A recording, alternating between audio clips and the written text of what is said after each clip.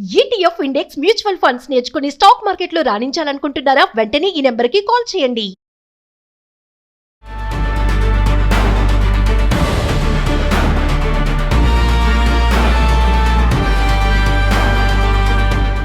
నమస్తే, welcome to Suman TV. Present మనతో పాటు ఉన్నారు అనలిస్ట్ మందల కృష్ణారెడ్డి గారు. నమస్తే సార్. నమస్తే అమ్మా.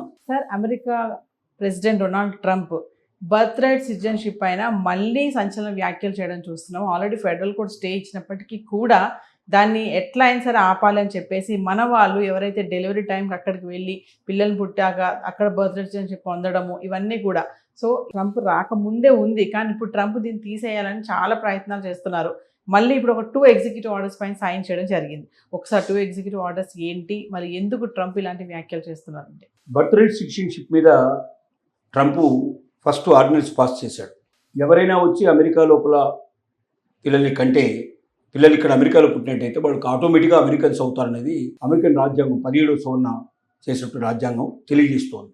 దీని మీద ఫెడరల్ కోర్టులు తర్వాత సుప్రీంకోర్టు కూడా వెళ్ళడం జరిగింది. కోర్టులు ఇతనికి వ్యతిరేకంగా తీర్పునిచ్చారు. రాజ్యాంగాన్ని సవరించడం సాధ్యం కాని పరిస్థితి. రాజ్యాంగం సవరించాలంటే 2/3 మెజార్టీ దాంట్లో కాంగ్రెస్లో ఉండాలి, పార్లమెంట్లో ఉండి అది చేయాల్సిన పరిస్థితి ఏర్పడుతుంది. అప్పటిదాకా ఎవరు ఏ రకమైన ఆర్డినెన్స్లు ఇచ్చినా బర్త్ రైట్ సిటిజన్షిప్ అనేది ఆగదు. కాబట్టి ట్రంప్ ఇచ్చినటువంటి ఆర్డినెన్స్ చెల్లుబాటు కాదు అని చాలా క్లారిటీగా తీర్పు చెప్పడం జరిగింది.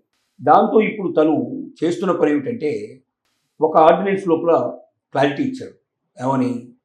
తండ్రి తల్లి ఇద్దరు అమెరికన్స్ కాకపోయినట్టయితే, అంటే అమెరికాలో పౌరుషత్వం లేకుండా ఉన్నట్టయితే వాళ్ళకి బర్త్ రైట్ సిటిజన్షిప్ ఇవ్వడం అనేది కుదరదు. గతంలో చెప్పినటువంటి దాన్ని ఇంకా కొంచెం మార్చి చెప్పడానికి ప్రయత్నం చేశాడు. రెండోది, వీళ్ళల్లో ఎవరైనా ఒకరు నేరం చేసినట్టుగా రుజువై ఉంటే, తల్లి కానీ నేరం చేసినట్టుగా రుజువై ఉంటే వాళ్ళు కూడా వాళ్ళ బర్త్ రైట్ సిటిజన్షిప్ కూడా ఎగిరిపోతుంది. వాళ్ళ పిల్లలు ఈ అమెరికా అంటే నేర ప్రవృత్తి కానీ నేరం చేసిన ఆధారాలు ఉన్నటువంటి తండ్రికి సంబంధించిన పుట్టిన బిడ్డల్ని అమెరికన్ పౌరులుగా మనం చూడడం చాలా కష్టం. అలాంటి వాళ్ళు మనకు అవసరం లేదు. మనకు నిజాయితీ పరులు, పూర్తిగా ధర్మ ప్రవృత్తి కలిగిన వ్యక్తులే కావాలని ట్రంప్ ఇండైరెక్ట్గా చెప్పడానికి ప్రయత్నం చేశాడు. కానీ తను నిజమైనటువంటి అమెరికనా కాదా అని తను ఎప్పుడు పరీక్ష చేసుకోవాలి. అతని మీద ఎన్ని కేసులు ఉన్నాయో, ఎంతమందిని అసాల్ట్ చేసిన కేసులు ఉన్నాయో, ఎంతమంది మహిళల్ని అతను మానభంగాలు చేసిన కేసులు ఉన్నాయో అవన్నీ తను గుర్తుపెట్టుకోకుండా తను చేసిన పని ఏమిటంటే బర్త్ రైట్ సిటిజన్షిప్కి అలాంటి నేర ప్రవృత్తి ఉండే వాళ్ళు ఎవరైనా సరే తల్లి కానీ తండ్రిగా నేర ప్రవృత్తి ఆ బర్త్ రైట్ సిటిజన్షిప్ చెల్లదు అనేటువంటి వాటి తీసుకొచ్చాడు.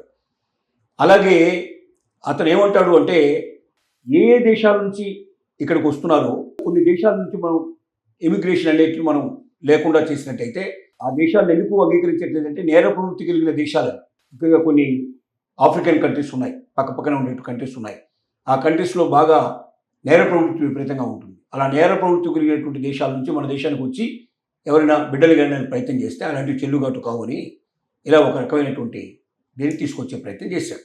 దీంట్లో రెండో ఆర్డినెన్స్లో ఏమని చెప్తాడంటే అతను అసలు బర్త్ రైట్ సిటిజన్షిప్ కోసమే ఎవరైతే వీసాలు తీసుకొని వస్తున్నారో అమెరికాకి, అంటే గర్భంతో ఉండేటువంటి తల్లులు ఎవరైతే వస్తున్నారో వీళ్ళని నిరోధించాలి, ఆపేయాలి. అంటే వాళ్ళకి ముందుగానే టెస్టులు చేసి అమెరికాలో ప్రవేశించేటప్పటికి వాళ్ళ గర్భం ఉన్నట్టయితే వాళ్ళకి ఎలిజిబిలిటీ ఉందా లేదా, అంటే ఇద్దరి సిటిజన్షిప్ ఉంది, ఇక్కడ ఏ రకమైన కేసులు లేవు, అన్ని రకాలుగా పర్ఫెక్ట్గా ఉన్నారు, they are eligible to the America అనుకున్న వాళ్ళని మాత్రమే అమెరికాలకు వచ్చేట్టు చేయాలి.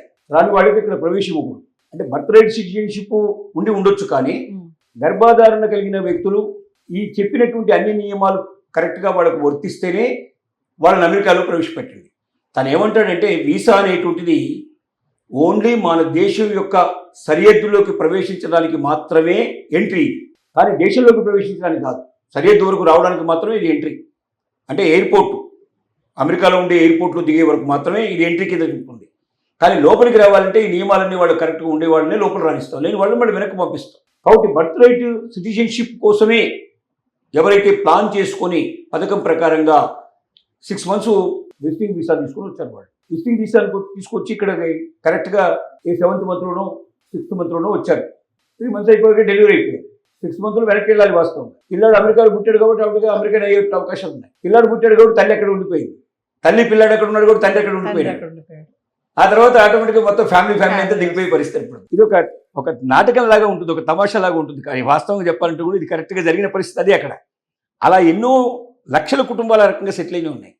కాబట్టి వీటిని ఎలాగా పంపించాలి అనే దానికి ఇప్పుడు అతను సుప్రీంకోర్టు తనకి వ్యతిరేకంగా తీర్పు ఇచ్చినప్పటికీ మిగతా కారణాలు చూపించి ఏదో ఒక రక రూపం లోపల ఈ దేశంలోకి ఎట్టి పరిస్థితుల లోపల బర్త్ రైట్ సిటిజన్షిప్ కోసం వచ్చేటువంటి వాళ్ళని నిరోధించాలి అనేటువంటి దృక్పథంతో ఆలోచనతో మాత్రమే ఈ రకమైనటువంటి 2 ఆర్డినెన్స్లు పాస్ చేశాడు. అయితే ఇవి కూడా కోర్టు ముందు చెల్లుతాయా లేదా అంటే సందేహమైన పరిస్థితి. ఎందుకంటే ఏదో రకమైన లింకు బర్త్ రైట్ సిటిజన్షిప్ ఉంది. అంటే బర్త్ రైట్ సిటిజన్షిప్ని క్యాన్సిల్ చేయాలనేటువంటి కోరిక దాంట్లో కనబడుతుంది బలంగా. ఒకవైపున ఇంత ముందే బర్త్ రైట్ సిటిజన్షిప్ ఇచ్చిన ఆర్డినెన్స్ ఎప్పుడైతే దానికి వ్యతిరేకంగా కేసులు పడ్డాయో, తీర్పులు వచ్చాయో, మళ్ళీ అదే సిమిలర్గా ఉండేటువంటి ఆర్డినెన్స్ పాస్ చేయడం వల్ల వీటిని కూడా కోర్టులో ఛాలెంజ్ చేసి ట్రంప్కు వ్యతిరేకంగా తీర్పులు తీసుకురావాలనేటువంటి ఆలోచనతో కొంతమంది మేధావులు ఆల్రెడీ స్టార్ట్ అయిపోయారు. ఈ చట్టాలు వచ్చాయి, తర్వాత వెంటనే ఫెడరల్ కోర్టు లోపల ముందుకు వేయడం స్టార్ట్ అయిపోయింది. అది కూడా తొందరలోనే దాని మీద కూడా తీర్పులు వచ్చే అవకాశాలు ఉన్నాయి. ఇవి కూడా కోర్టుల ముందు నిలబడడానికి అవకాశం లేకపోవచ్చు అనేది చాలా మంది యొక్క ఆలోచన. అంటే దీంట్లో ఎంత మేధస్సు ఉపయోగించినా కనబడుతుంది ఏంటంటే ఎట్టి పరిస్థితుల్లో బర్త్ రైట్ సిటిజన్షిప్ని క్యాన్సిల్ చేయాలనే కోరికతో బలంగా ఉన్నట్టుగా కనబడుతుంది. ఏది ఏమైనప్పటికీ ఇక నుంచి భవిష్యత్తు లోపల గర్భధారణ అయిన తర్వాత ప్రెగ్నెన్సీ తోటి ఎవరైనా లేడీస్ ప్రత్యేకంగా బర్త్ రైట్ సిటిజన్షిప్ కోసం అక్కడికి పోయేట్టుగా ప్రయత్నం చేస్తే మాత్రం వాళ్ళని ఆపేయడానికి అవకాశాలు ఉన్నాయి. ఇంకోటి ఏంటంటే వీళ్ళు చట్టబద్ధంగా వచ్చేవాళ్ళు, వీళ్ళు చట్టబద్ధంగా కాకుండా అమెరికా యొక్క అనేక అంటే సముద్ర మార్గాల నుంచి మిగతా మార్గాల నుంచి దొంగతనంగా లోపలికి వచ్చేట్టు వాళ్ళు చాలామంది ఉన్నారు. వాళ్ళు అసలు ఏమి ఉండవు, వాళ్ళ దగ్గర వీసాలు ఏమి ఉండవు. ఇక్కడికి వచ్చిన తర్వాత పిల్లల్ని కనేస్తారు. మా అబ్బాయి పుట్టాడు కాబట్టి వీడు అమెరికాలో పుట్టాడు, అమెరికాలో పలానా హాస్పిటల్లో బర్త్ సర్టిఫికేట్ తీసుకుంటారు, బర్త్ సర్టిఫికేట్ ఉంది కాబట్టి వీడికి వీడికి వచ్చేసింది, బర్త్ రైట్ వచ్చేసింది. మరి వాడు పెంచాలంటే తల్లిగా నేను ఉండాలి, నీకు వీసా వచ్చేసింది. ఇలాగా అక్కడికి వచ్చి వీసాని క్రియేట్ చేసుకున్న వాళ్ళు కూడా ఉన్నారు. ఇలాంటి వాళ్ళని కూడా చొరబడదాలని పూర్తిగా స్టాప్ చేయాలని ఒక ప్రయత్నం చేస్తున్నాడు.